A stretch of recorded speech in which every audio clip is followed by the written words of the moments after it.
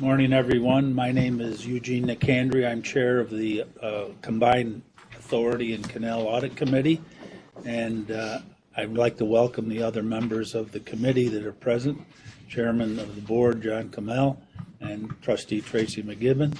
Dennis Trainer is en route. Trustee Anthony Pacenti has been excused from today's meeting. I'd also like to welcome the staff that are present from NYPA. This committee meeting has been duly scheduled under the open meetings law of the state of New York, and I would call the meeting to order. And the first item on the agenda is approval of the agenda for today's meetings, and I would ask for a motion to approve the agenda. So moved. Second. Moved and seconded. All in favor signify by saying aye. Aye. Motion carries. The agenda is adopted.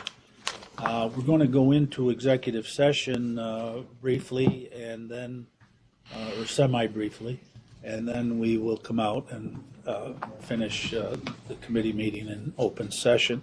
So I'd ask for a motion to conduct an executive session under Section 105F of the Public Officers Law. So moved. Second. All in favor signify by saying aye. Aye. Aye. Motion carries. We'll go into executive session.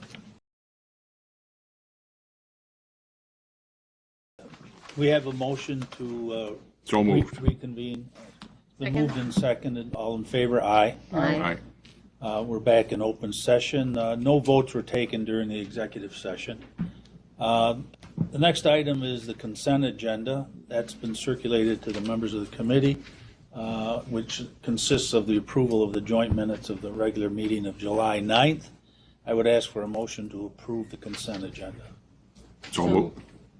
Moved and seconded. All in favor? Aye. Aye. Motion carries. The minutes are approved. Angela, the internal audit update, item 5. Good morning, Chairman Como, Judge Nicandri, trustees, NYPA staff, and KPMG.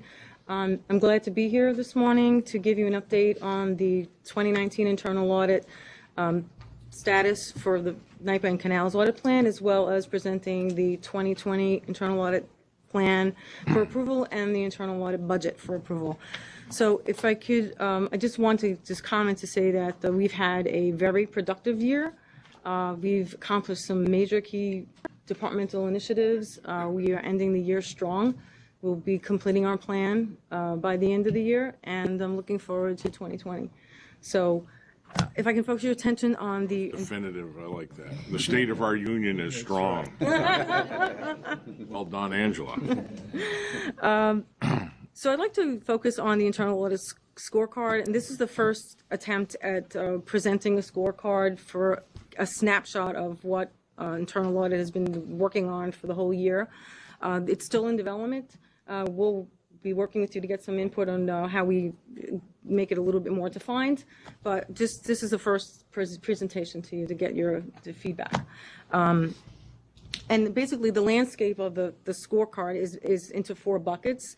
3 of those buckets directly align to our brand objectives, which is operational excellence, value and impact, and staff excellence. And the other part that we do track now is our compliance with the Institute of Internal Audit standards. So I don't want to go into every one of these metrics, but there are specific metrics that I think are really key, particularly on the operational excellence side. Our first and foremost key metric is getting our percentage complete of our plan. So as an update to the scorecard that you see in front of you, we are 90% complete. We have 5 more reports to get out by the end of the year. We have a few that should be going out this week, a couple next week. And we're on track to complete by the end of the year. Fantastic. Great. So, very pleased with that. The other metric here that a couple other metrics I want to just focus on is we have been kind of internally benchmarking audit deliverables that have opinions at 50%, because in past history we've been doing more advisories, assessments. Now we're doing many more audits. So we have already completed. We're past. At this point, we're at 56%. The next 5 reports have all opinions, so we'll be even higher percentage. So we've met this metric. But I believe in time that metric's going to go up. It should be at 50%. Maybe we're at 70% of our deliverables have an opinion. And if I could ask Yeah. a question, because I think it's important that finding that you're doing more traditional audit reports, because it helps the organization understand where there are problems, and then you can set deadlines for remediating issues. Are you finding that you're getting the kind of responses that you would expect now that you're doing less advisory work and more traditional audit work where you're issuing opinions and giving views on what you think the status of the controls are in the businesses? Are you getting the kind of response you would expect now that you're increasing that type of work within the organization? We're definitely getting responses back from management that are positive, and they are definitely remediating what they see the risk. They see, I think we're bringing value that way. So we are definitely getting a response from management and to address what we find. Yep. So the other key metric here is field work to report issuance. From 2019, it's at 3.1 weeks. We have tracked internally in 2018, it was taking us about 4 weeks. Now we've actually gone down to 3.1. So we're going in the right direction. It's taking us less time to get audit reports out, but I still want to move the needle a little further where we can get audit reports out a little quicker, but I'm pleased with this metric. And also the next one is budget to actual hours. This is the first time that we actually can even look at this metric, because this year was the first year that we've had timesheet data that we collected from January. In the past, timesheets weren't filled out. So what this metric means here is this 51% means that 51% of our projects either were under budget, met the budget, or are within the threshold of 10%. So that the 49% were over budget. So this is baseline data. This has been really helpful for us to budget for 2020 to figure out what the average is for our projects, and then where the bottlenecks are. So I'm looking for that percentage to go up. But at the same time, for instance, you're using that to do a bit of a look back analysis, so it's 50-50. Half the time we hit the budget, half the time we don't. Yeah. Big picture. So you're focusing on, are you challenged in establishing an appropriate budget? Is it execution on your team? Is it cooperation from the internal team? Whatever.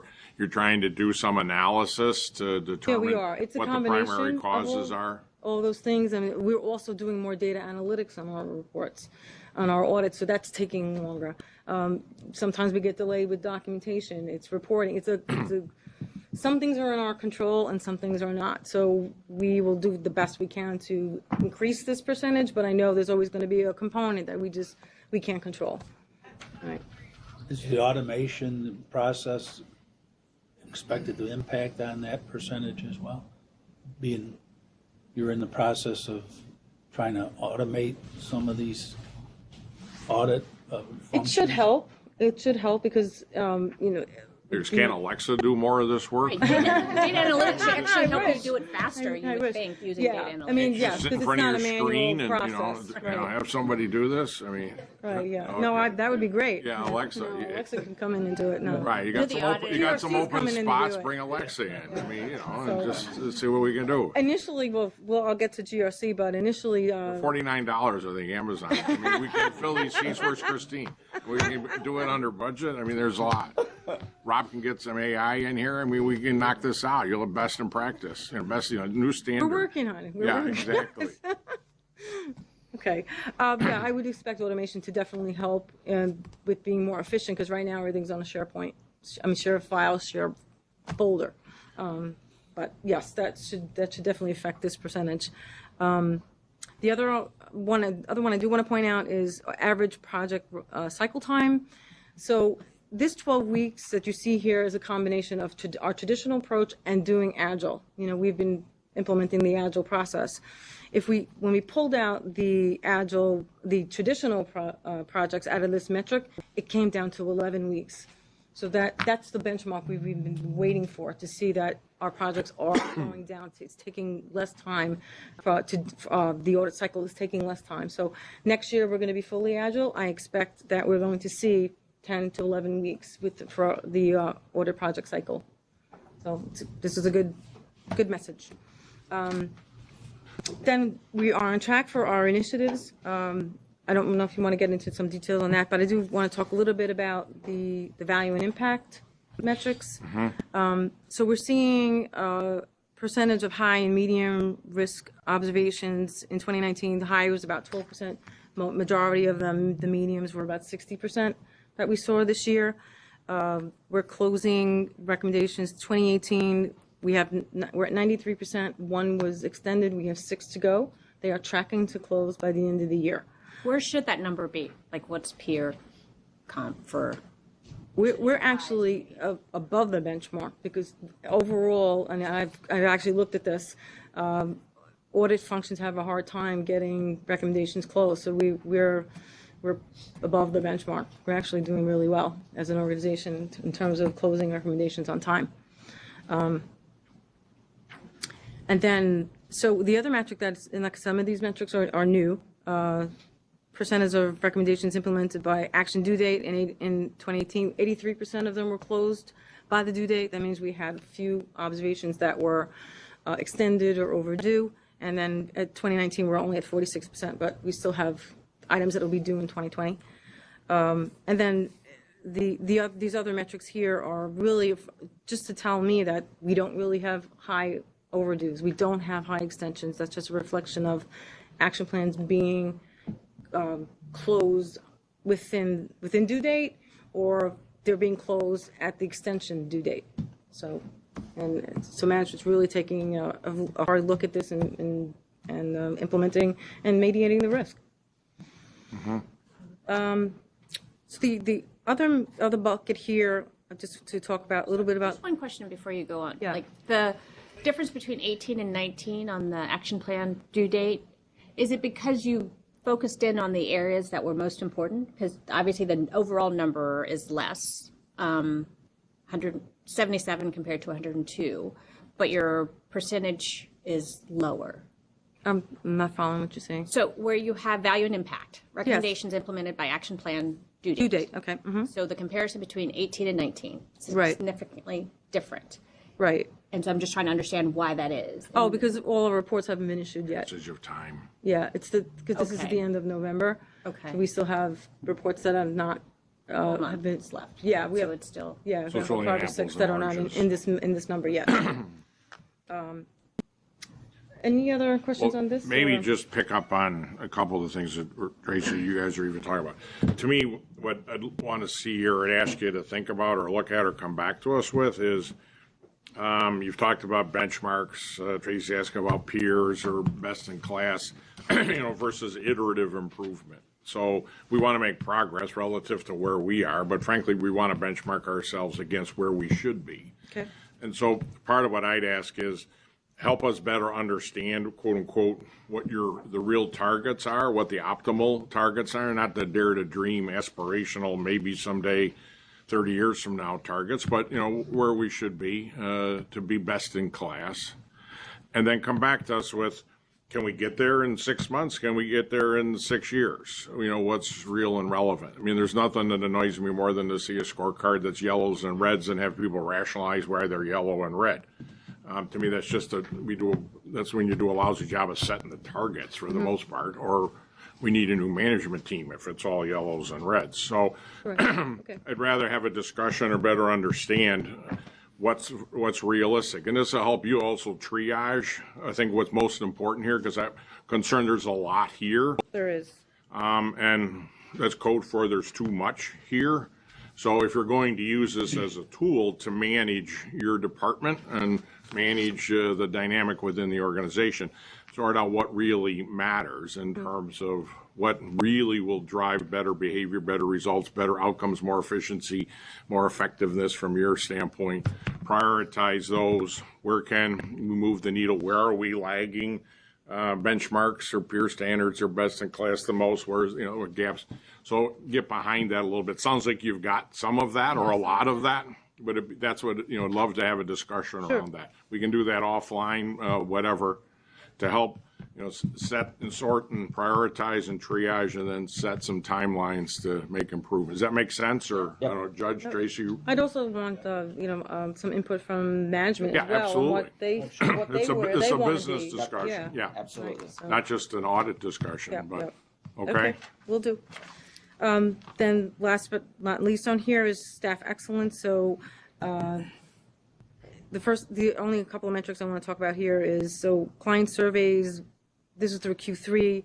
On average, it's about 7.8 right now. Last year we were at 7.2, so we're getting better. We've had an internal kind of benchmark which was at 7, but I see this, I'm glad that this is increasing over time, that we're adding value. Our clients believe that we're helping them in a positive way. So the other metrics here are really related to the quality of our staff. Percentage of staff certifications has increased to 67%. We were at 50% at one point. More staff are getting advanced degrees, and the average audit experience is about 10 years. So we have a very professional organization and group that in internal audit, which I'm happy about. Yeah, and again, it's laudable. On the other hand, let's talk about what you really think would define, the best-in-class organization that you want you and your team to have, and how do we benchmark ourselves against that? How do we get from here to there? Whether or not Alexa's part of the solution or not. So.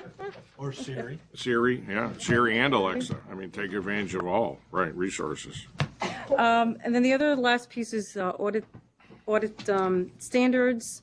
So we had an external QAIP done this year. The Institute of Internal Auditors came in and did an assessment against we did our own self-assessment. They looked at what we did. They agreed with everything with the standards that we thought that we complied with, and then what we didn't comply with, we got the highest rating they give is external.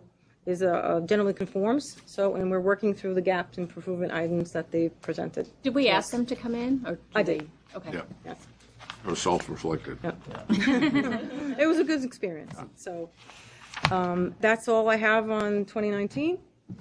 If there's any other questions, we can get right into. Kudos for getting a running start at this, so we'll have something that will enable you to better run the business, us to engage you productively. Look forward to continuing to see it evolve, over the next little bit here. Okay. Yes. Thank you. Great. Next year? Yep. Okay. So if we can get to the slide where it says executive summary, we have our proposed plan is really defined, is a defined risk scored audit universe. The plan is a subset of that audit universe. We're based on audit risk ranking, last year audited internal audit resources. It's been mapped to top enterprise risks, strategic themes. Emerging risks will be evaluated based on changes in the business. We adjust our plan accordingly throughout the year. We've had key stake input from executive management and many stakeholders throughout the organization. And we're requesting the audit committee to approve the 2020 plan for NIPA and Canals. So if we go to the next slide, is basically what our risk assessment process is. I won't go through this because it's the same. I was going to say, why don't you highlight what's dramatically It's really different? The only thing that is different is our audit universe has been refined.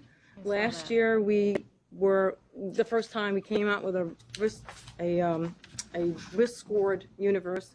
We risk scored it at the project level, came out to 237 entities. We know that was not really manageable. We looked at it again. Now we're at 57 entities, broken down high, medium, and low.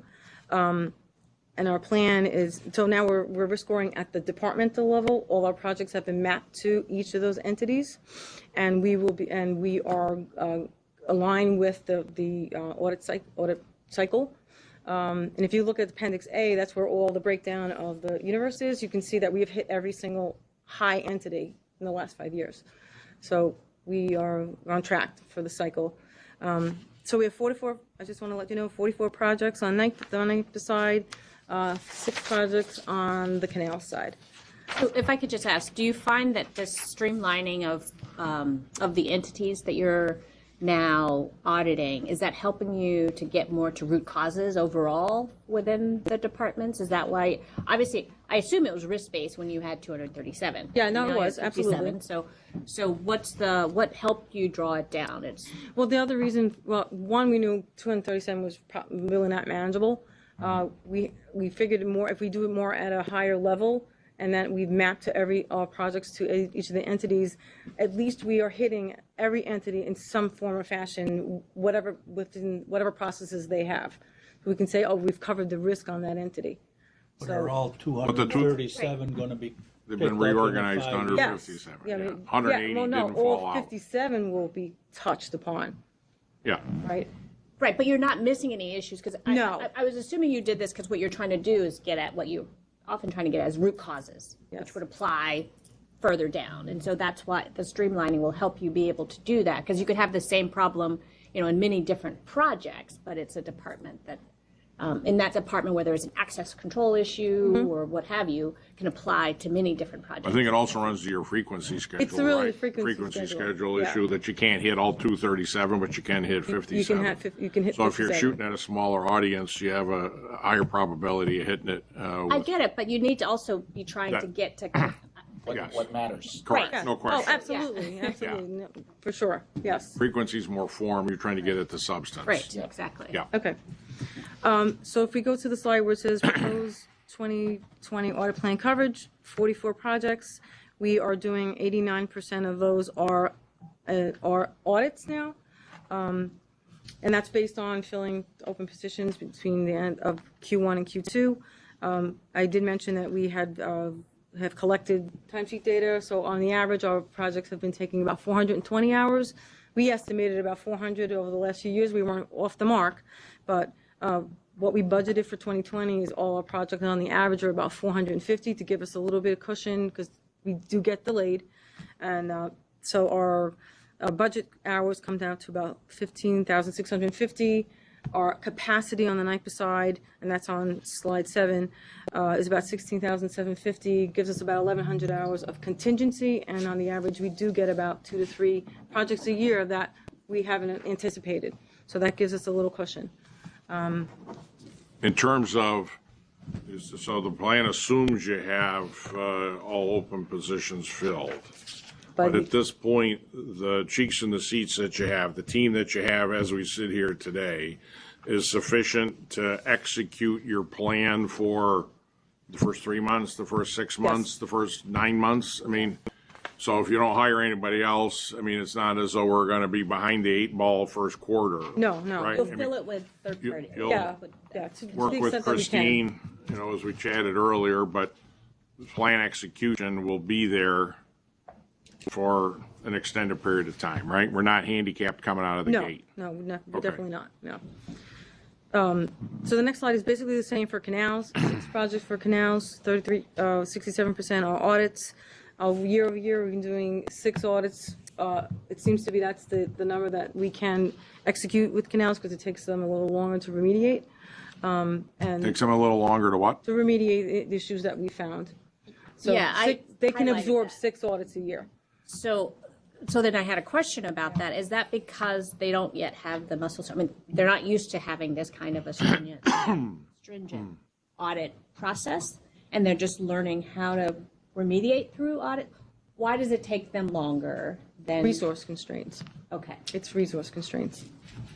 I'll flip that question to Gil. So why are we allowing that? We're starting to notice it, so that we actually have been, in this transition, especially on the shared, we provide a lot of shared services to Canal, so we're addressing that issue as we speak. It is something that we've noticed and as a feedback, and we're putting the right resources in it. It should get better going Because forward. I don't consider them new anymore. We're year, okay, so I wouldn't want to see a double standard here perpetuated. So, all right. Okay. I don't know if you want to go into the next few slides. This is basically the resource allocation of our hours and the audit type. We basically, so I mentioned 16,750 for internal audit staff hours, third parties at 3,250. They basically, third party hours are for some SME hours on the business side, and then most of it is technology because we've increased some of our technology audits and we do have more integrated this year. Gil,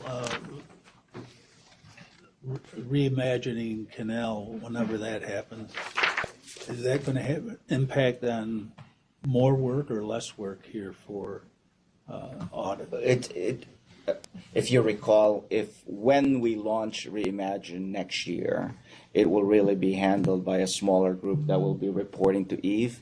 There will be some demands on Canals, but it's not really the day-to-day impact on the Canals. It's more planning and engineering, which is not going to be done within the Canals organization.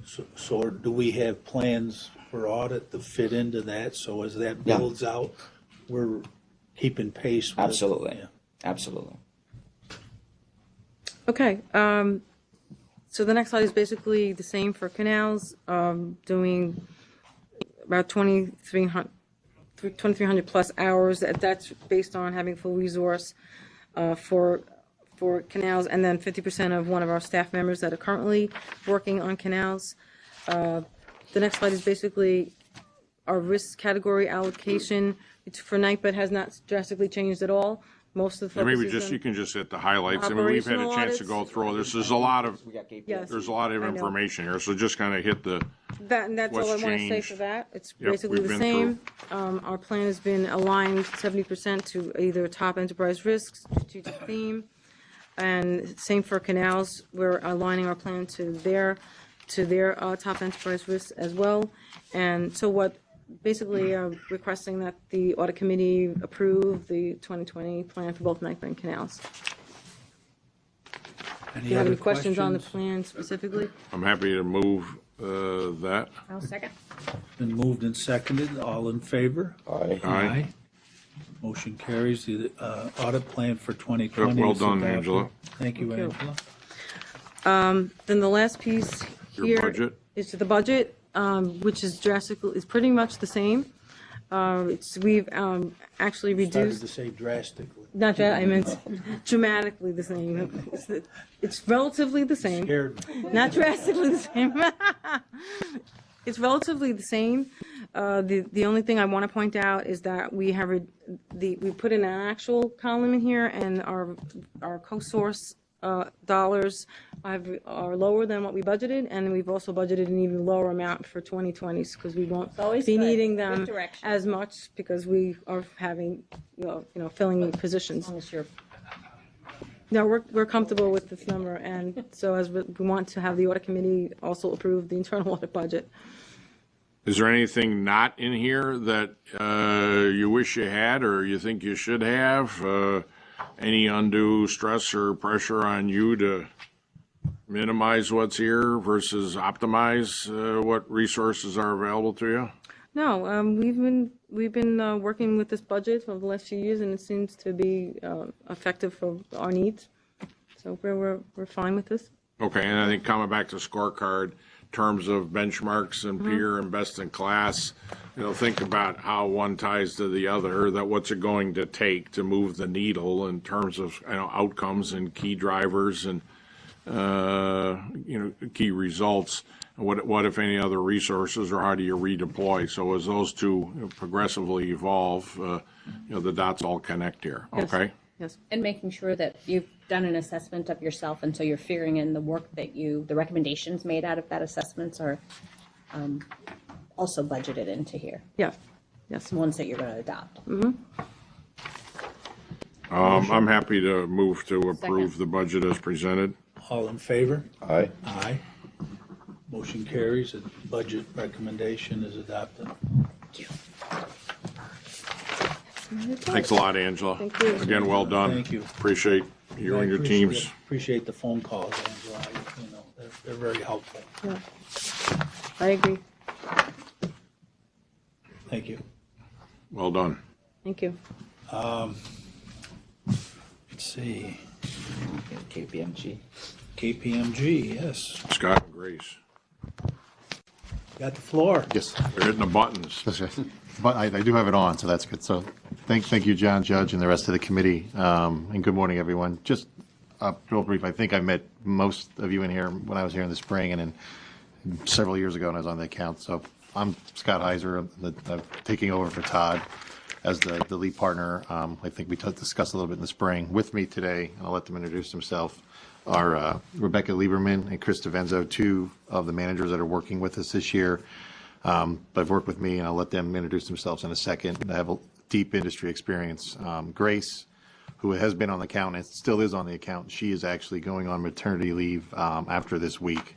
So she will not be with us during this audit period, but I think, expectations she will be back with us next year. But both Chris and Rebecca I've worked with for several years in the industry, so I think we have a good plan forward to supplement Grace in her absence. Today we have a brief planning deck. It's somewhat some of our requirements and kind of some of the standard planning slides, which I'll let Rebecca and Chris go through.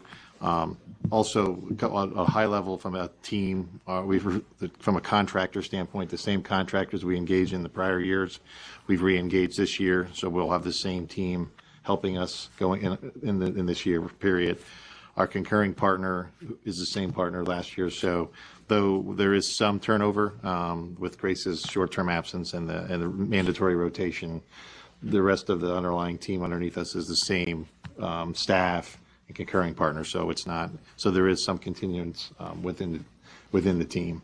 In terms of where we're at, just give a high level. We've commenced planning probably several weeks and months ago behind the scenes. And the last few weeks we've been on site and have done, I'll say, some walkthroughs this year, probably a little bit more extensive than in the past, and doing a little bit more of a deeper dive into the walkthroughs and our risk assessment, particularly over revenues and property, which, as you probably can imagine, just with the size of the balances, are two things we naturally would do a lot of work on, and we'll probably even continue that, and if not, probably even do even a little more than what we may have done, along with, obviously, some of the other material balances, debt, through regulatory assets and so forth. So far, so good. We've made some good progress on that, started some interim work. I think the timeline is consistent with the past.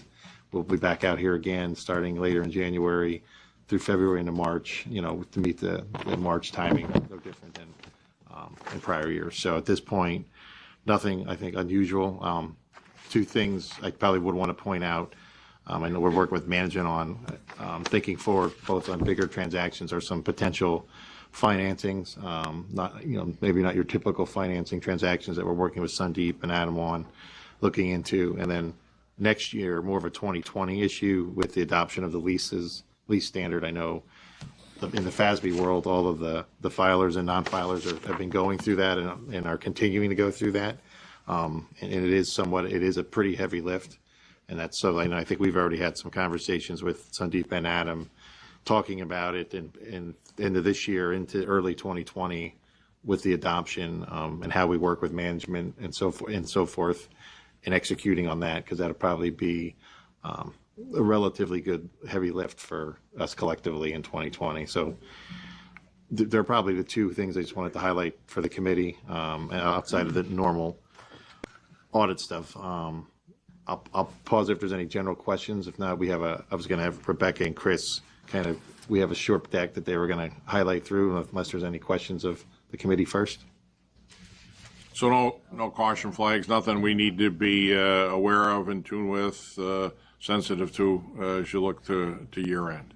At this point, no. We found nothing to date. Okay. No, John. Great. So, thank Go you. ahead. Hi guys, I'm Rebecca Lieberman. I've been with KPMG for about 6 years now out of the Short Hills, New Jersey office. Power and utilities experience 3.5 out of those 6 years. So a lot of industry, pretty much half, if not more, half of my KPMG career, primarily on a public power and utilities client.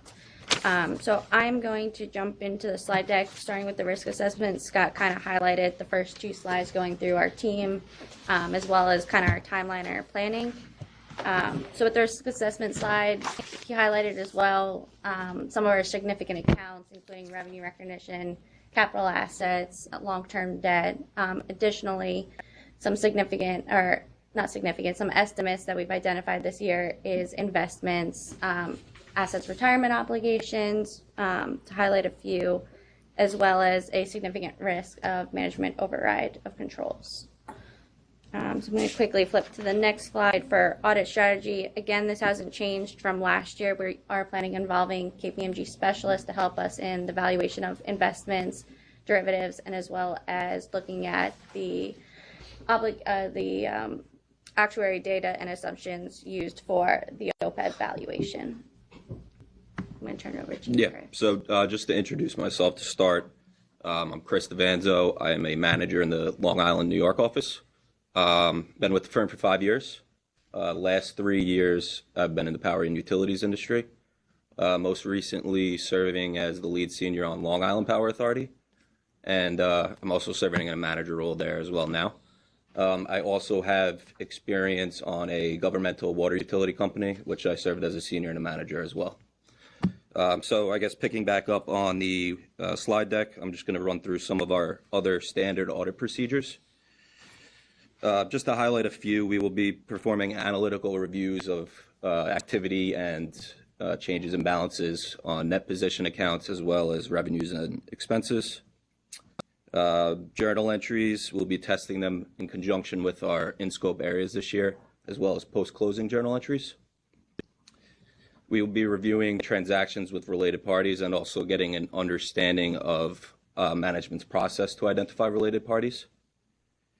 We will be reviewing minutes of the Board of Trustees and as well as other select committees just to see what transactions, events are going on and see if that has any impact on our audit. We will also be confirming with outside legal counsel as far as litigation matters, just to determine any financial statement impact or if there's any impact on our audit as well. Moving to the next slide. Newly effective accounting standards. So this is just a summary timeline of the new GASB statements that have been issued. Some of these are for informational purposes, and management is currently going through the process of determining which statements are applicable and also the significance of those statements. The one I wanted to touch on, as Scott mentioned earlier, is leases, which we discussed with management earlier this year. Kind of the process for obtaining the population of leases and the agreements that are applicable and kind of evaluating those. So that process has been started and we'll continue to work with them due to the significant undertaking of it. Can I just ask? Go ahead. Go ahead. Can I just ask a question about that? Because this can be a heavy lift. It is in other companies' leases as well as revenue recognition. Are you finding? I know you're following management's timeline. Can you opine whether or not you feel like we're on track to be able to handle these changes and incorporate those into our financials? What's your assessment of where management is in dealing with these new accounting? I mean, we've started talking about this back in the spring, and I think they've already started. And I will tell you, there's a range. I have public clients that were way behind, and I won't point, and ones that we've helped, and others that are ahead. And I say we are definitely probably ahead of where I've seen some other even public clients when they were going through this process. So I think at this point, we're doing all the right things. There's still a lot to do. I think to Chris's point, getting particularly the completeness and going through the population of contracts, make sure you identify them all. But I think the plan that's been started, and I think the attention, in my opinion, is at the right level. Everyone's aware of this. So at this point, I'm not concerned we're behind. Good, because Understanding we have a year. I don't want to downplay. I don't want to have people take the foot off the gas. I think to your point, Tracy, but I would think everyone is giving it due attention, knowing that it will be an undertaking. What's the essence of the new pronouncement? What's the expected impact on the financials? So it's taking your operating leases and it's moving them onto the balance sheet. So you have to put up a lease liability and a right of use asset for all leases and other agreements that are identified. So what do we have off balance sheet now? What does that mean to us, Adam? Ballpark.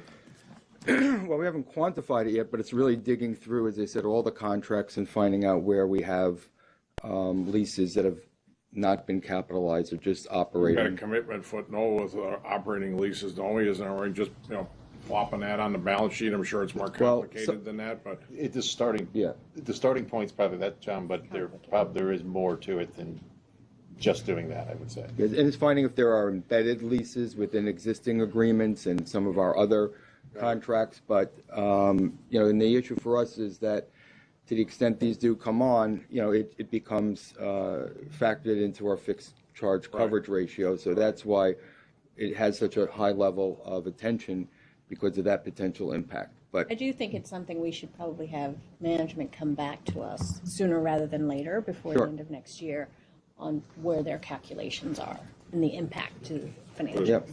What kind of leases are you talking about, real property leases? No. For example, we're going to rebuild the Moses Adirondack line. Are you talking about putting a value on any leases that may be associated with the construction or the existence of that line? No? I mean, I think it depends on with the new definition. So the lease definition also is slightly changing. Okay. So I think that's where you kind of start, in my mind, you start with your existing leases, I think to John's point. Likely they will come over. B leases, not guaranteed, but likely. But then to Adam's point, then it's going through that other population of arrangements and contracts.